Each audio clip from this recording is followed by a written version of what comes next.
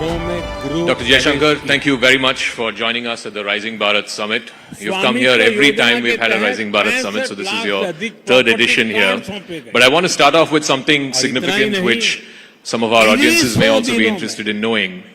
It is the number 2140. Does that hold any special significance for you? I shall enlighten our audience and maybe even enlighten you. That's the number of days that this sounds like one of Elon Musk's tweets. That's the number of days he's been External Affairs Minister. He's the longest serving External Affairs Minister of India since Nehru. So we can have a round of applause for that. And what a time to be in charge of India's foreign policy. You look back at the last 5 years and 10 months now, it's going to be almost 6 years. What do you think has been Indian foreign policy's singular achievement in these last 6 years? One thing if you were to name with the mic, sir. सामाजिक न्याय के लिए एक और बड़ा और ठोस कदम लिया गया. You know, this is Bharat Rising. ये 100 How do you manage the process of rise under extremely turbulent conditions? Because managing a process of rise is tough enough. But, you know, countries normally hope that you get a very conducive environment. We've got as tough an environment as anybody could sort of no, not hope for. Not hope for. Anybody could actually imagine. And I think getting through that, I mean, just look at these last 6 years from a foreign policy perspective. I mean, you've had Ukraine, you've had the Middle East, you've had the whole Indo-Pacific turbulence, you had Afghanistan, you've had Myanmar, you've had COVID. You've had meltdown of various kinds, you know, political changes in our neighbors. Actually the stresses and the, it's not just change, you know, there have been big events, there have been fractures, there have been stresses, there have been surprises. So it's been as turbulent as it could have been. I do want to, so since you said it's been challenging circumstances, it's beyond what anyone could have imagined, let's, you know, address the elephant in the room, and that is the tariffs that have kicked in today. That's what our business editors have been telling us. The reciprocal tariffs have kicked in today. And first of all, I'd like to understand from you, what is your assessment, what is your reading of, you know, what is going to be the impact of these reciprocal tariffs on India? What is India's strategy to try and deal with the fallout of it? If you could sort of, you know, elucidate what your views are. I don't think it's possible to speak about what would be the impact because we don't know. And what is our strategy? I think that's pretty clear. We decided that we will engage the Trump administration early on this set of issues. And we were very open with them, very constructive with them, as they were with us. And what we agreed to do was to try to negotiate a bilateral trade agreement by fall of this year. To the best of my knowledge, and I could be corrected here, I think we are the only country after President Trump has assumed presidency the second time which has actually reached such an understanding in principle. So I don't know, you know, every country, because every country is tariffed. Okay? So every country in the world today is fashioning its own strategy of dealing with the United States. In our case, our strategy has a goal, and the goal is to see whether it's possible to actually deal with this situation by concluding a bilateral trade agreement. And I should add that in an interesting way, this has long been our objective. You know, the present situation may have created the circumstances for such a serious conversation. But if you look at President Trump's first term, we were actually negotiating a trade deal which could not fructify. And if one looks even at Biden's administration, we discussed trade possibilities, and we ended up with the Navi IPEF Mumbai Airport initiative. They were very averse 1997 से to चर्चा doing a हुई। bilateral agreement. So, 2007 from the में Indian assembly perspective, actually doing, working out something bilaterally with the United States is not at all a sort of a negative or a, sort of unwanted situation. On the contrary, it is something which has long been our objective. But tell me, Dr. Jaishankar, as you take a moment to drink water, you've been part of many bilateral negotiations, trade negotiations in the past. These things take time. You said we're hopeful that the BTA will be wrapped up by the fall. Two things. What happens if it doesn't, and if it takes longer than that? And two, how confident are you that you can actually wrap it up by the fall? Well, I've always wondered why it takes such a long time. Frankly, I've never figured it out. You tell us. No, I've never figured it out because, I see, we have trade negotiations which have been going on for decades. And the negotiators meet, I think, every 6 months or 3 months or 4 months. And I wonder why. I mean, if I were doing a negotiation, I'd be at it till I got the job done. And I think today, when I look back at the last, since the Prime Minister's visit, I'd say mid-Feb, so we're about 6 weeks since then, we've actually had multiple rounds in this period. I think we've had more periods, discussions with the Americans in the last 6 weeks than I suspect we've had with the Europeans in the last 2 years. Wow. More discussions with the US in the last 6 weeks than what you've had with Europe in 2 years. But you're also sort of accelerating the FTA talks with EU, with UK and so on. Do you think that, this is a 35,000 feet view question, do you reckon that Mr. Trump, by doing what he's doing, is forcing other countries to start trading more with each other and start processing these FTAs in a quicker fashion? Look, you are attributing everything in a way to President Trump. I understand why. But I want you to look at it for a moment from an Indian perspective. Sure. Okay? Let us say, since the beginning of reform, 1990s, in 30 years, what are your FTA agreements? They're largely to the economies east of India. Okay, with the ASEAN, with ASEAN members, with Japan, with Korea, Australia, which is not the same. Now, where are actually your many of these are competitive economies. Yeah. Okay. In fact, with most of these countries, we are running today trade deficits. Now, where is the natural growth potential for our exports? It's to the countries west of us. It's in the Gulf, it's in Europe, it's in the UK, it's in the United States, possibly in Latin America. And actually those are the agreements which have lagged behind.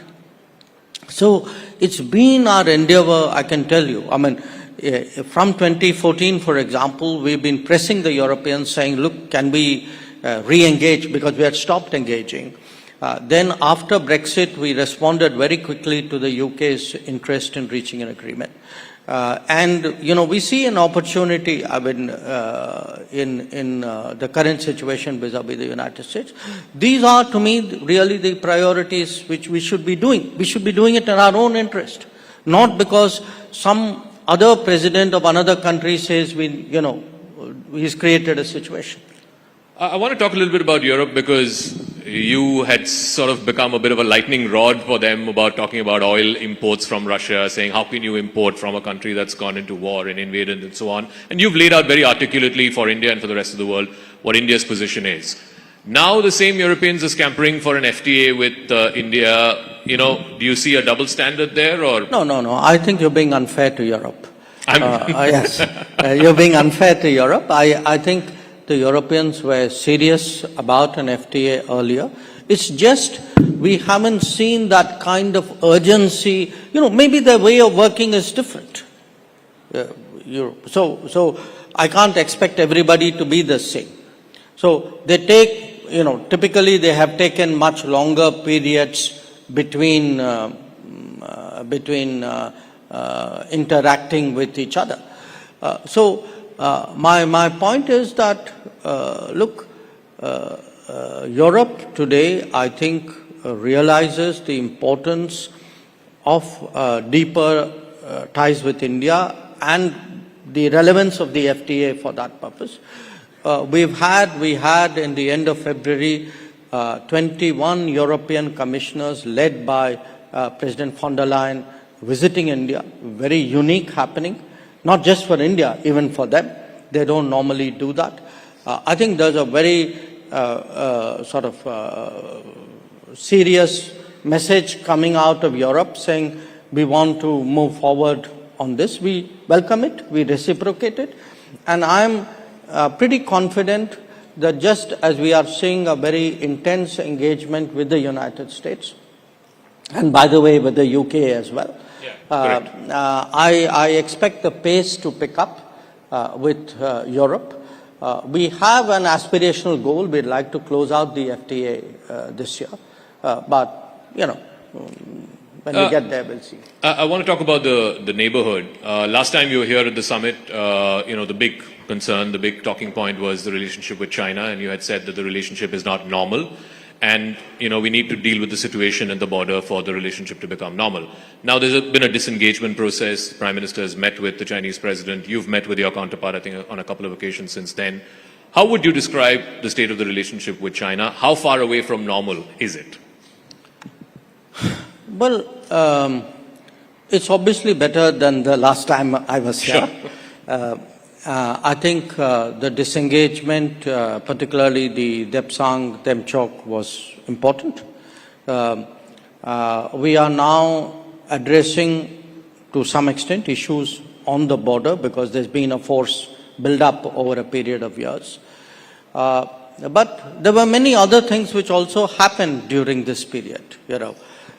Some of it was a collateral of the situation. Some of it was actually a carryover from the COVID era. For example, our flights, direct flights, stopped during COVID. They were not resumed. The Kailash Mansarovar Yatra stopped during COVID. It did not again resume. So I think there is work to be done.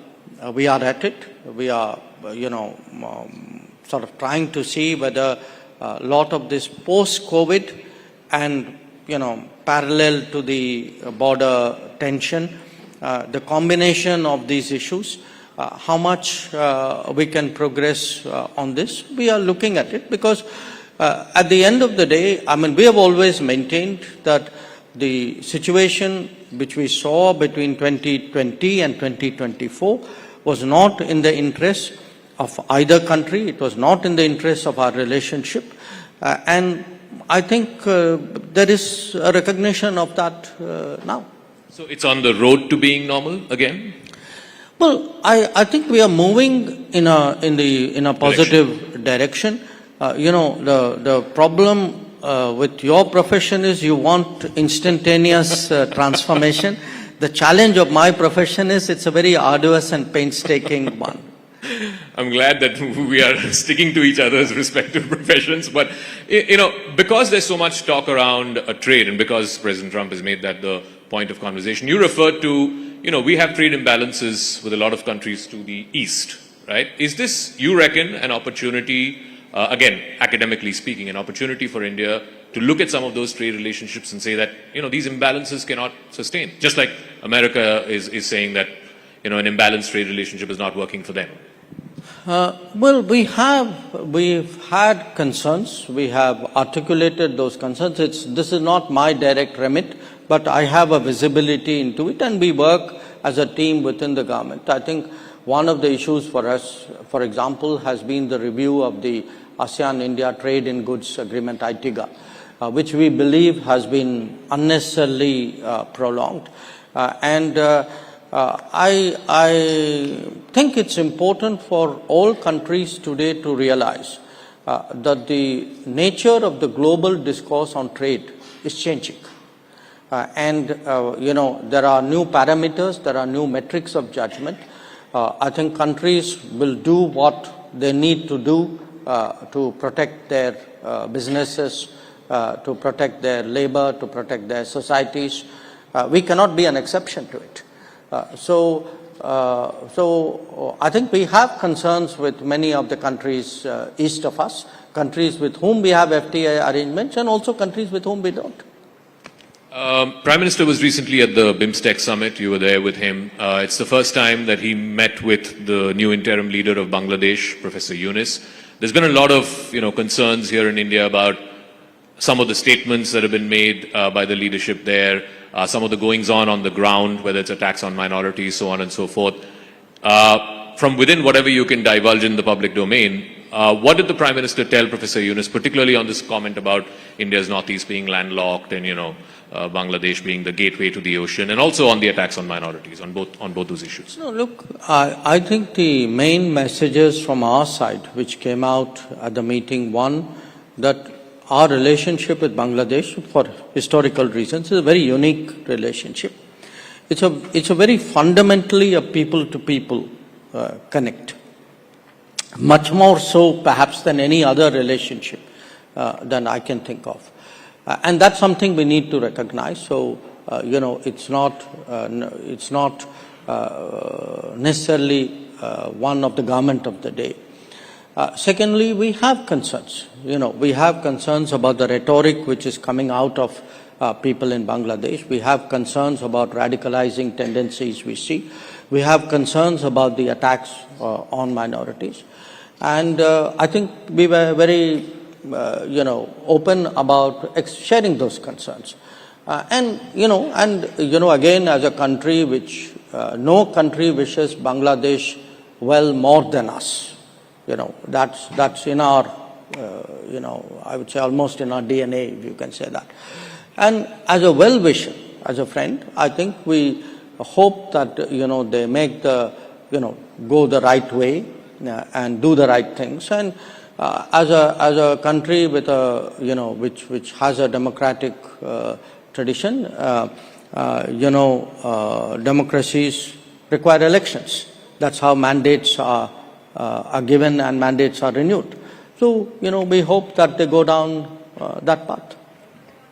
From well-wishers to not-so-well-wishers, I want to talk about Pakistan. Two questions. One, because this news just came this morning, the Tahir Rana, who's the convict in the 26/11 attacks, is likely to be extradited perhaps in the next 24 to 48 hours. So I want your comment on that.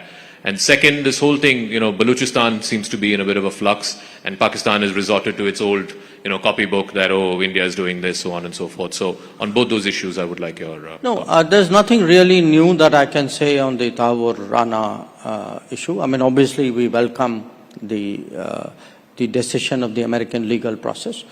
On the Baluchistan issue, look, I don't want to say anything. I mean, there is clearly a very disturbed situation there. People are suffering there. And if I say something, there'll be finger pointing. So I don't want to say it. But just on the principle that, every time India says there is terrorism emanating from Pakistan targeting India, you're met with a stone wall. Look, Zaka, I don't have to say it. It's visible. Even they say it. But it's not like I'm making an accusation and everybody in Pakistan is saying, no, this is completely untrue. You have people in Pakistan who openly declare that they are doing terrorist activities in India. So this is not an argument. I mean, this is not a hypothesis. This is something they proudly claim. So I think, we've always maintained, not just us, I mean, all sensible people have maintained that if you start a terrorism industry, you will be consumed by it. And that is exactly what we are seeing today in Pakistan. So at a time when, there's an acceleration for regional partnerships and so on, you don't see any future for SARC, given if Pakistan does not change its tack and does not use or employ terror as an instrument of state policy? Well, let me pose that question to you. I mean, would you be okay if we were nice to each other in the morning and I come and attack your house at night? Certainly not. I mean, would you live with it? Certainly not. Then why would you even ask me that question? No, just in the context of SARC. Let me also come to last few questions. The relationship with Canada. We've had a pretty certain issues that plagued the relationship in the last couple of years. There's going to be an election there soon in the next few weeks. Are you considering reinstating the Indian High Commissioner in Ottawa? Is there anything moving in that direction post the election? Look, again, I'm very cautious in anything I would say publicly about Canada. They're heading for elections. I don't want a remark become an issue out there in their politics.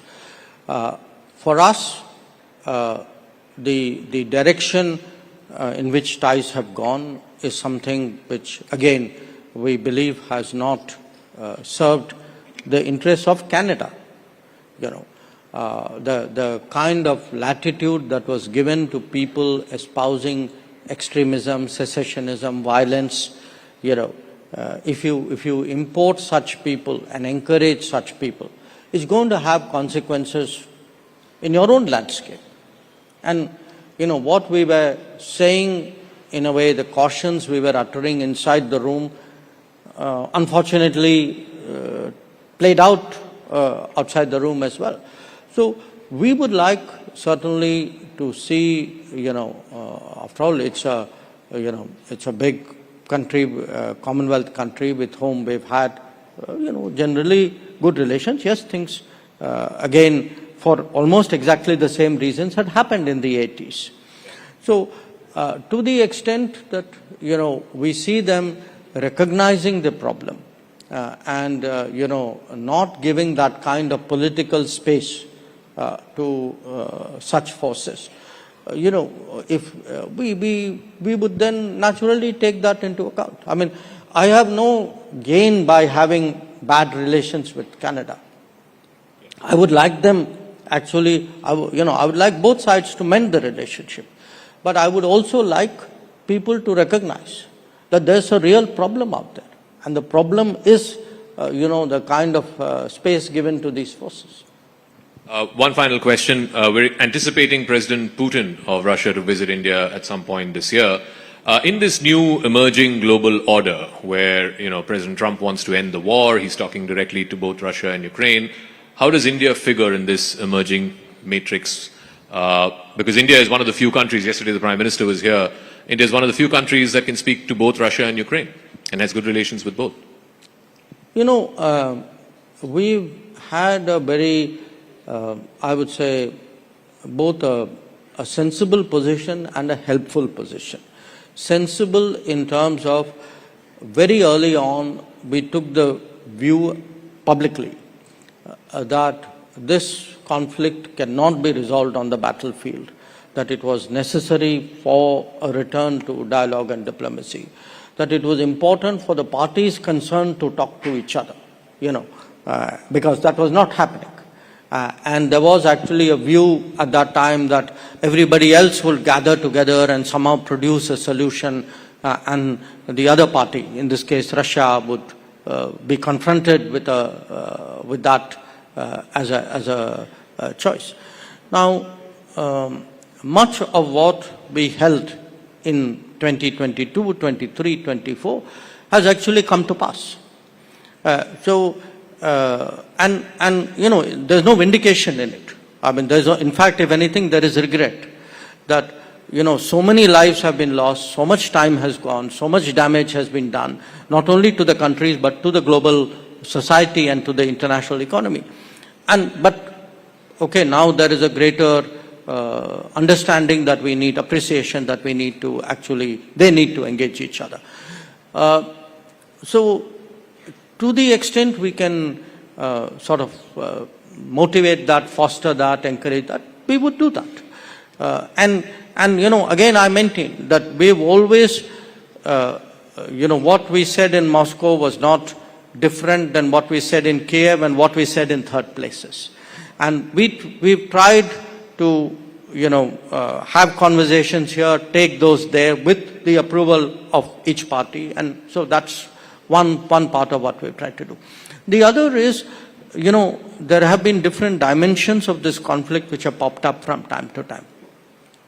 Different countries have weighed in, and I think it's such a really serious issue. It's natural. It's not a single or a small number of countries.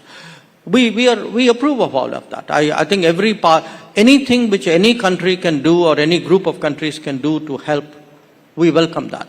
We've tried to do a few things ourselves. We weighed in with other people.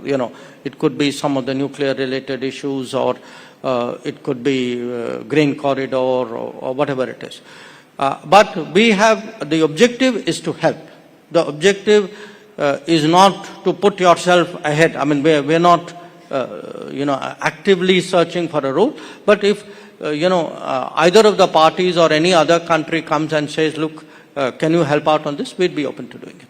All right, and I'll wrap up. I know you like cricket a lot. So these 2,140 days as the longest-serving foreign minister post-Nehru, you look at it as a test match, as a T20, as a one-dayer, or this is your career with an asterisk, not out. S. Jaishankar batting at 2-1-4-0, not out.